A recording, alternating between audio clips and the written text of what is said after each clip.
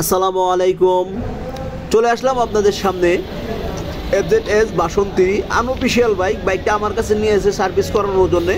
But এই বাইকটা আমি চেসিস নাম্বার চেক দেওয়ার পরে দেখলাম যে আনঅফিসিয়াল বাইকটা কাজ করাইতে পারবে না। এই যে বাইকটা এই অবস্থা পড়ে গেছে দেখতে পারতেছেন। এই বাইকটা কোথায় কাজ করাবে, কেমনে কাজ করাবে?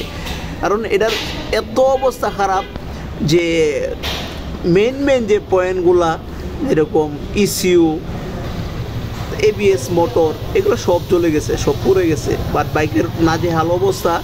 বাট যাদের বাইক এরকম অবস্থা হয়ে গেছে, পুরে নষ্ট হয়ে গেছে, অফিসিয়াল থাকলে অবশ্যই ইয়ামাহা অথরাইজ সার্ভিস সেন্টারে যোগাযোগ করবেন, অথবা ইয়ামাহা অফিসিয়াল যে সার্ভিস সেন্টারগুলো আছে ওখানে চলে আসবেন, আপনারা 100% কাজ করাইতে পারবেন।